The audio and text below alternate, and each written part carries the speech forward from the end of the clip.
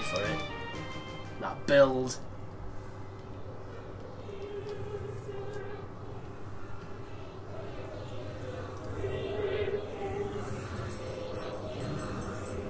I'm going to make you pay for everything you did to me.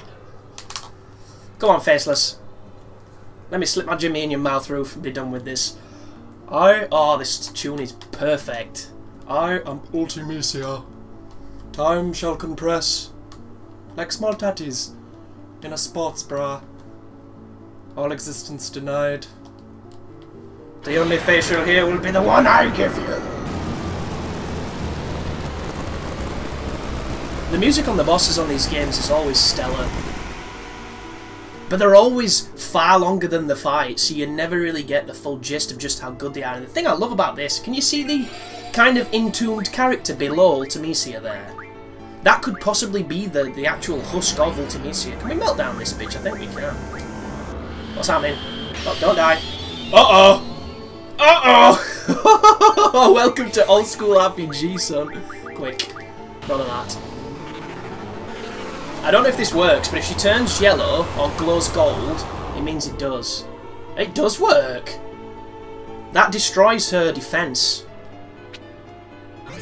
Which means when Zell gets his turn, which is about to come up, she's about to get stink-fisted. Maybe not. She's... Oh, wow, she gets a lot of turns. Is that an insta-kill? Oh no, she's stealing abilities? Here we go. Oh, listen to that! That is as old school as it gets. She's about to get smashed. You better get pwned. Here she goes again.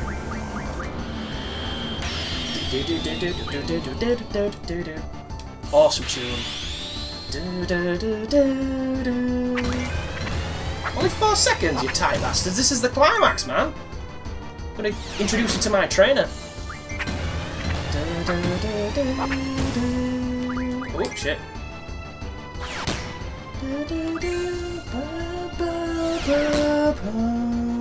Fucking great song! I have to turn this one up. Although all you're gonna hear is me smacking this bitch. Take it! Oh, that one. So you're gonna do. Can we do it? Nope. 0.11 seconds. I reckon I could have. Here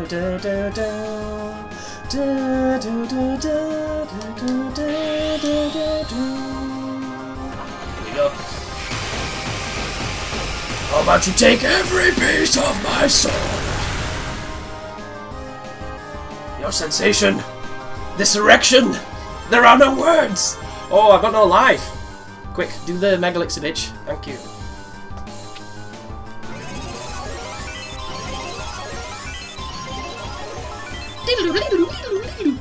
Awesome. I love me some synthesizer. Can I keep on going, son?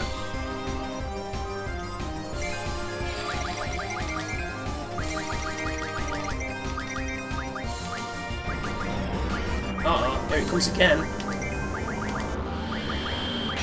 So you'll know now why I chose to do this Mega Elixir thing. You'll notice, though, she's never followed up with an attack to kill anybody. And that's the contrivance in this fight. The moment she does, and you get lazy, she'll kill you all. But for the most, it's very fair. Because she gives you ample time to make sure that she doesn't clear the team out. And unfortunately, the older Resident Evils, because it's a Resident Evil, clearly, the older Final Fantasies did not give you that courtesy. They would just fuck you up. Which is why they're very difficult, and they reward grinding over everything else, which I've always disagreed with. And when I watch the speedruns for Final Fantasy IV and V and VI, I always look forward to watching them display how to be strong, how to get overpowered. And with a lot of them, they never do. They just skip to fucking X-Death's castle by like going through doors in a weird sequence that just puts you on a different bitmap. And I'm always disappointed, because I never knew how to get strong in those games.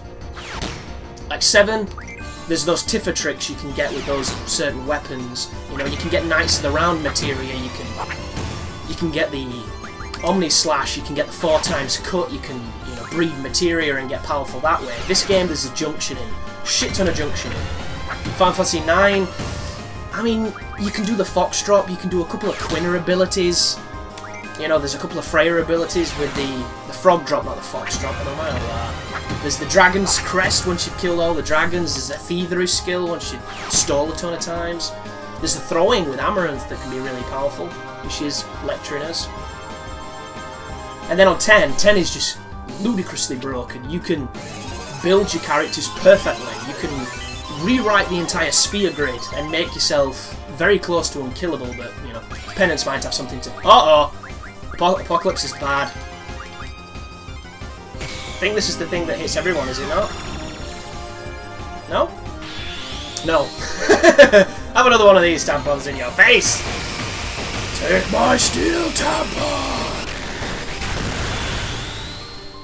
In your face, menstruation! So this is interesting. We're fighting in essentially compressed time. Yet, when it zooms out, magically back on the Earth. And there's the sky that's not there, and there's the Earth that's not there.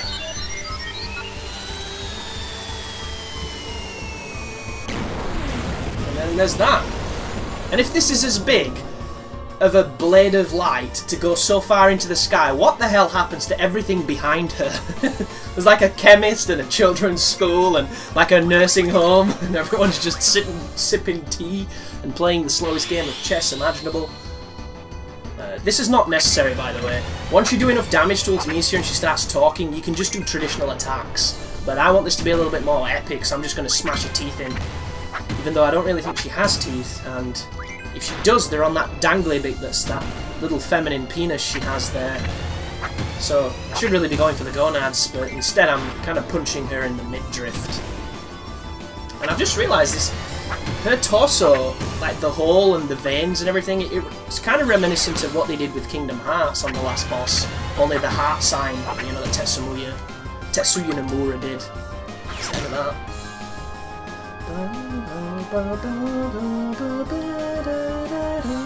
She's in trouble. Is she dead? Oh no, she's dead. Oh well.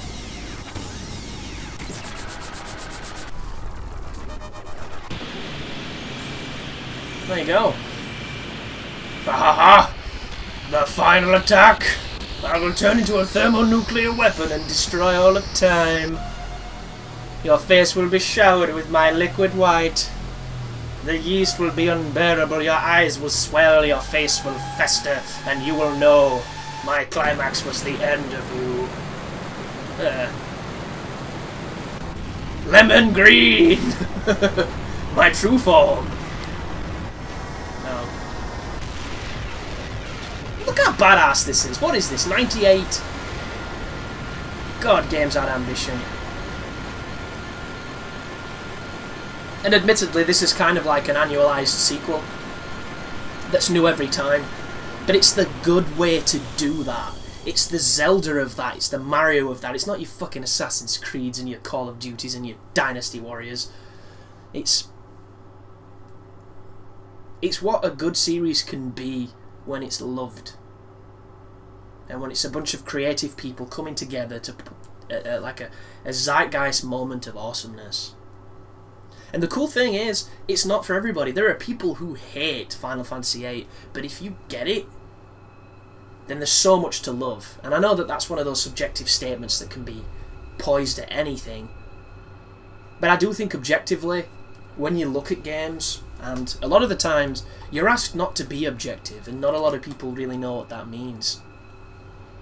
The true sense of objectivity. But this is such a good game. The fundamentals, they couldn't work better.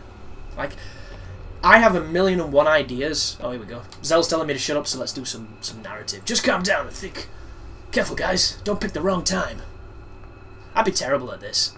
Whatever you do, don't fall into a time warp. We all know that song, and it sucks. It's just Tim Curry trying to get some fucking royalties to live off of. Everybody knows he was the devil in legend, and they won't let it drop. Time, place, who I want to be with.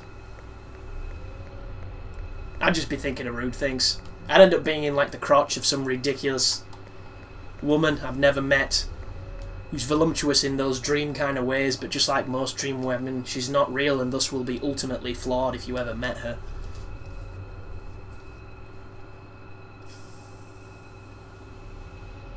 What is going on?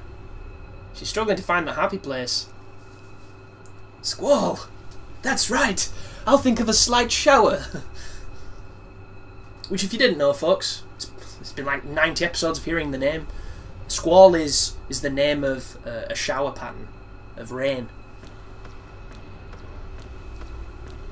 Much like Zephyr is another way of saying a particular type of wind, a type of gust. And cloud is, well, a cloud.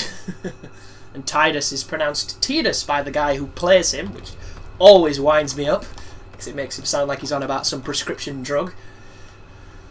Where are you going, Squall? I can't find my happy place.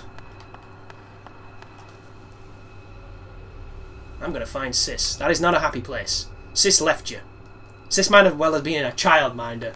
A really, really bad one. You go think about her. Younger dear. I'll think about younger dear. Yeah. Matron. Oh. Kinda weird though. This is a good tune. What are you doing, little boy? Have you not seen? Mums like it huge. Excuse me, have you seen a little boy? This is fucking trippy, this. You don't have to worry. You won't go anywhere. Pretty sure I pressed X then. Apparently it wants me to read it at its pace and not mine. I think so too. Poor thing. He's kinda hot though. In a completely inappropriate I'm not his teacher or his mum kind of way. Here we go. Oh wow, this is how it happened. You're alive. Sorceress. Kill a Squall. Fucking chop her head off. Pull a horn hair thing.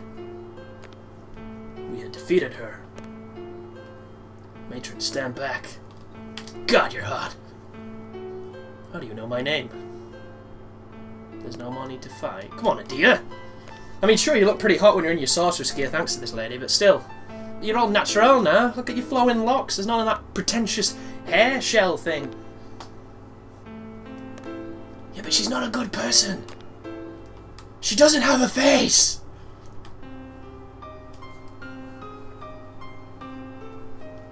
Interesting, so I shall take over the sorceress powers. I do want one of the children to become one.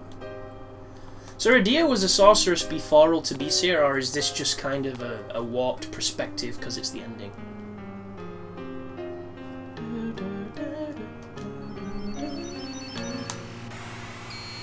Kick her. Kick her in the vag.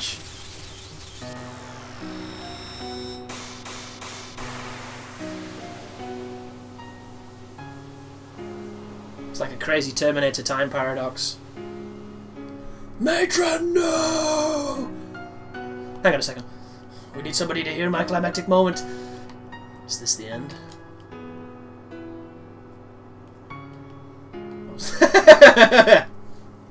You really call a spade, don't you? Who are you? Someone who, now I'm old enough, totally would. A seed from Balam Garden. Seed? Garden? Are you a horticulturist? Are you just crazy? Both garden and seed were your ideas. This is not totally mind-warping at all. Garden trades seeds, seeds are trained to defeat the sorceress. I'm not too sure what that garden and seed metaphor is meant to be. And I hate the spelling of it because it makes you want to go CD and then it just sounds weird. A bunch of CDs are out to take out the vinyl. Motherfuckers killing their jobs. What are you saying? Words. You're that boy from the future? Goddamn future people come back taking our jobs. They took our jobs. Please return, you do not belong here. That's a very rational thing to say to a future boy. I can't find Sis. Am I all alone? Well, it's funny you should say that because that's actually Sis's name. Who's he? Hey asshole! Get away from that woman! Nobody. You don't need to know. You do? Tell him the important things like, how tall are you? Will your dick get bigger? Only Squall permitted here is you. Oh, come on, Adia. Do you know where to go back to? Do you know how? So this is interesting. I've never really took the endings of these games too seriously or read too much into them. But is this showing us that Squall has gone back to the wrong time? He's gone back to the right place, but the wrong time? And is it trying to suggest that his link to his friends is not as strong as his feelings and his resentment of this place? And is it kind of insinuating that he's still lost in time and lost in the dark kind of thing? Because I always assumed that that was just him having travelled to some kind of flashback to give you a little bit more exposition on Adia. But now I'm looking at it with, you know, a fresh perspective. Maybe that's not true. Because obviously he's drifting now. He's lost. Where is everyone? Renoa! Where are you? Everybody else who I'm less important. It's a trippy effect on the screen when he moves. Am I alone? And then he goes and says that. His inner monologue hasn't changed since his outer monologue when he was a child. Which way do I go? I can't make it back alone. Now, this reminds me of being incredibly drunk once. About 50 yards from a bus stop. Or a bus station, which is even worse. And I had no idea what time it was, so I assumed it was like 2 in the morning, but it was only about 10. So technically, I could have got on a bus. But I was so drunk. I thought the world was ending and I didn't know how I was going to get home. And it was a pretty fucking dire moment. And when I look back on it, I feel so stupid. But when you're drunk and when you compromise like that, it feels so different. And I think in that moment there, Squall is a child again. Because he's just as vulnerable and as alone as he's ever been. And it's personified now. Because it's, you know, it's actually serious. But logically, he's a grown-ass man. It's like, come on, bro. You're in a massive black area. That logically doesn't work. There must be some way out. There must be something you can try. You've got to, like, you know, deduction and reasoning and walk on this giant, dry-looking landscape with what looks like crazy, wobbly air.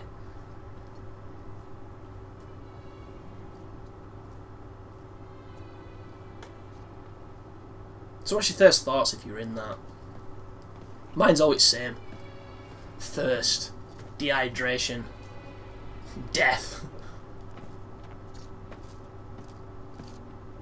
And movies and games have a really good way of glancing over that. But it turns out, walking on terrain such as this for long periods of time is exerting a lot of effort. You sweat. You need to replenish the water you're losing, but you don't. It's dangerous stuff, especially in a desert.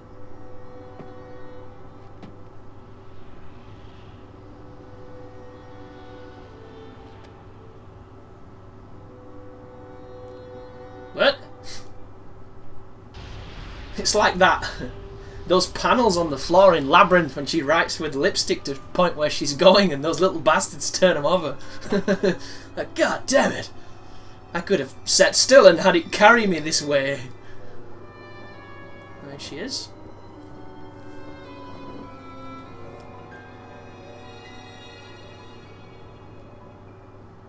Never understood why Renoa has those wings on her back, aside from when she does her limit break.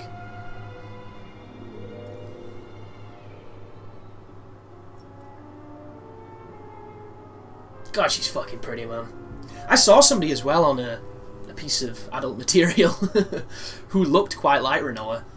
I think I'd have fucking married her in that instant if I didn't have such an amazing girlfriend who would kill me.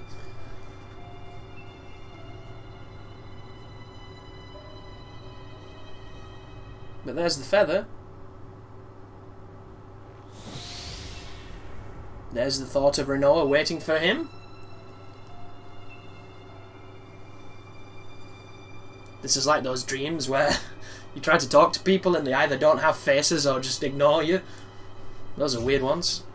Not quite as disheartening as the ones where you're naked at school. What the fuck are those about? Where you forget trousers. How do you forget trousers? I like trousers. So, is this at the point where he's trying to remember what her face looks like, but he can't?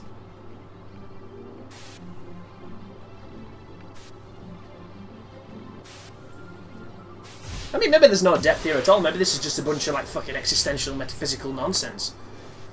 Wow, that's like Renoa's mum in the background.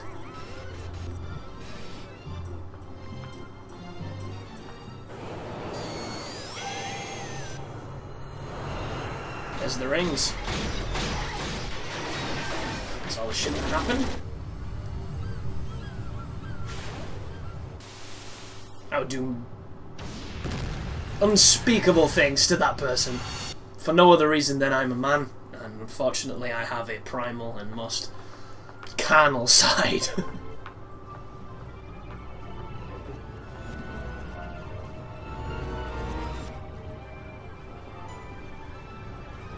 Which I'm a victim of biology, really. It has nothing to do with anything else. I'm not a pervert.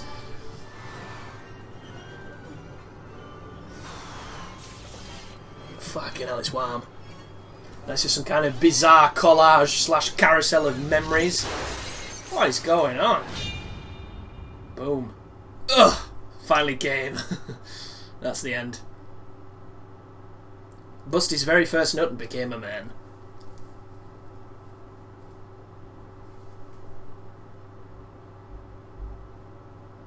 Just cuts to him on a toilet. This entire game has been a huge metaphor for constipation. Yeah. And that right there, the feather lands and it's some laxative advert. The ultimate telemarketers. Final Fantasy VIII. Oh, this is such a good song!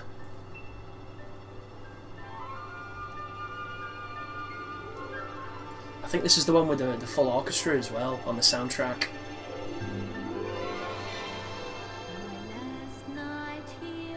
Oh no, this is the vocal version. This is different.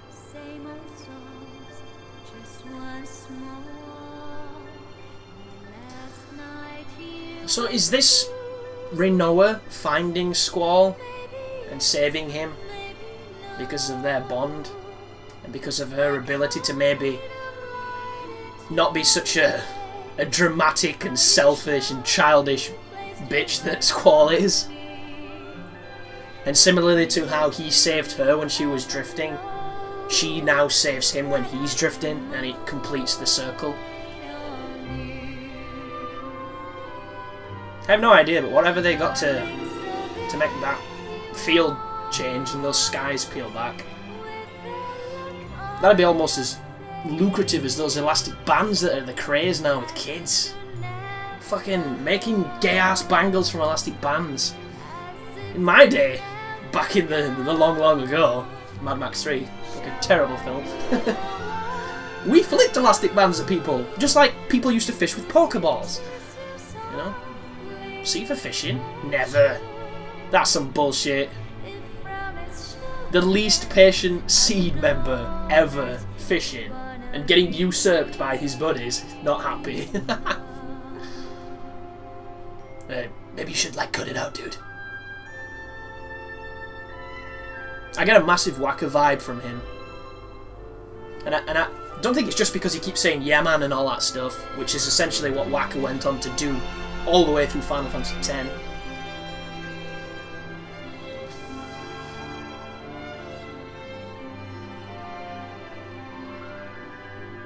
That's some pretty wicked technology. That didn't even ruffle their hair. Like some kind of silent, non-wind generating flying garden. Oh, Laguna.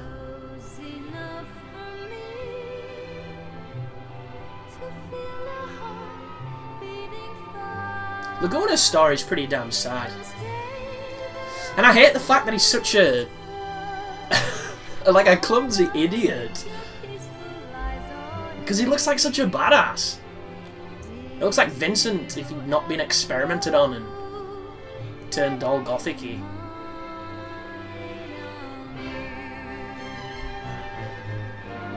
That's a nice scene. Even if she does have bricklayer hands. Look at how thick are them fingers. Come on, love. Jesus. You want to send a complaint to your model division to get them scaled down a bit. Not the Laguna mines.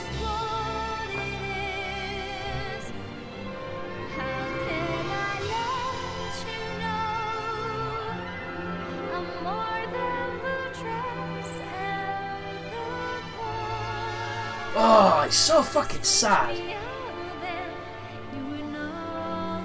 Bittersweet.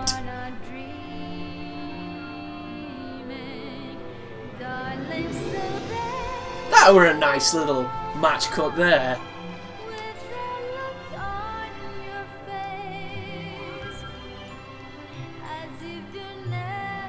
Visiting the grave. Considering his hair, sure, it's showing a couple of signs of graying, but his hairline's fantastic. He's still wearing earrings, but, you know, we're not all perfect. Here she comes. What are those things, man? It's almost mandatory that she walks around in kind of like a ditzy way for those to keep on her arms. And I don't know why I'm miming how she walks, because you can't see, but just know that I was. The obligatory cherry blossoms.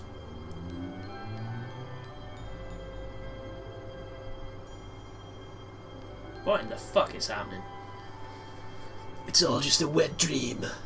Ugh, where's the tissues?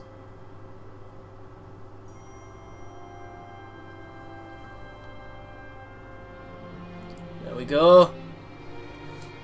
The traditional Final Fantasy theme. Hironobu Sakaguchi, you're a boss. Yoshinori Kitase, what a guy. Nobuo Uematsu, love you.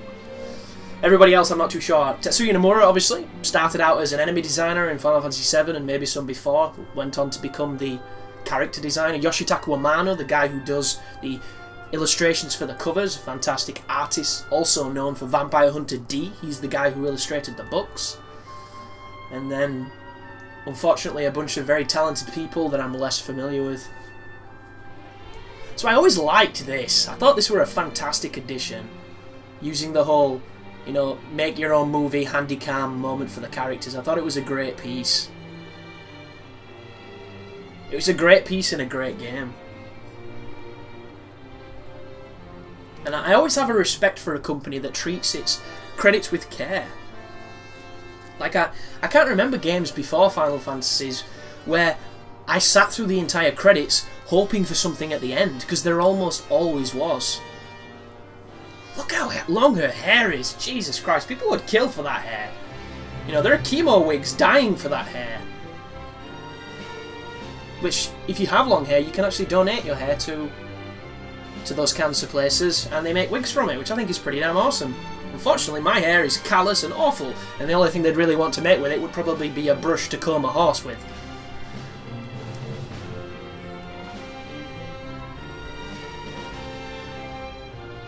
And I don't know how long this is, but I really need the toilet. But I'm going to suffer, because it means I don't have to stop it and all that awkwardness. Look at the compression on this video. Like, it makes me wonder, did these games come out in the wrong era? Like, did you ever have that impression that you were born at the wrong time? Oh, here he goes, stuffing his face, looking incredibly pale. It's almost anemic in that. He's gonna die, he's gonna die!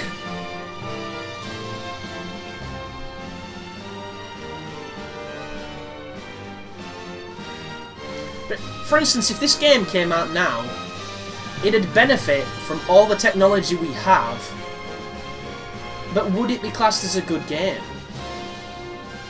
Because the foundation of what RPGs, JRPGs specifically, and Final Fantasy itself would have to be drastically different for this to come out now.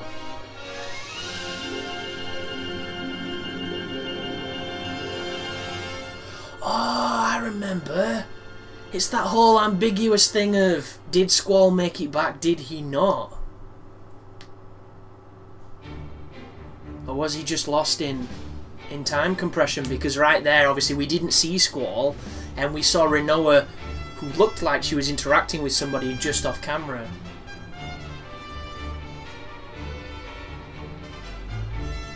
about that. I forgot a lot about this game. Here we go, though. I assume these are the people who acted them in the cinematics? Because it would have said voice talent, wouldn't it? Or voice actors if it were the people who voiced them. And obviously there are no voices in the game, so... Movie support. Fucking look how bad that looks. Oof. Just to think that looked sharp once. Liberi Fatale. That is the crazy, chanty opera song that happens all the way through this game. Oh, I can't read that one. Fithos. Oh, Fithos, Luznek, Vikos, Vinosek. That's the stuff they say in said song. And Eyes on Me, which is performed by Faye Wong, which is the song you heard just then in the ending. You also heard it on the Ragnarok. And that's the ending theme.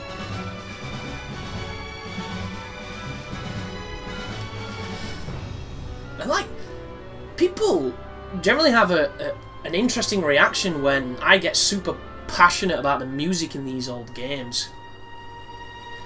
And especially compared to the music in what Final Fantasy has now.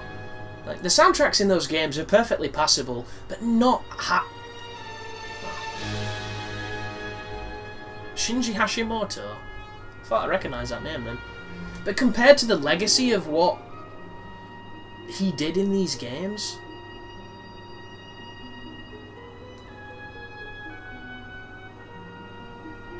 And there is the Final Fantasy theme.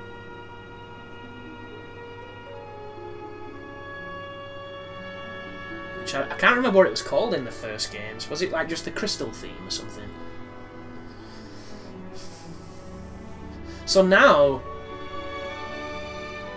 we have this crazy camera showing that maybe Rinoa is alone.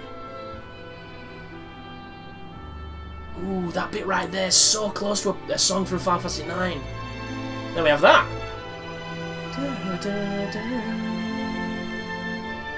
So maybe there is no ambiguity. That's pretty classy, that. Gotta give it to him. Moved in, kissed his woman. Which is what a lot of people do wrong. Confidence.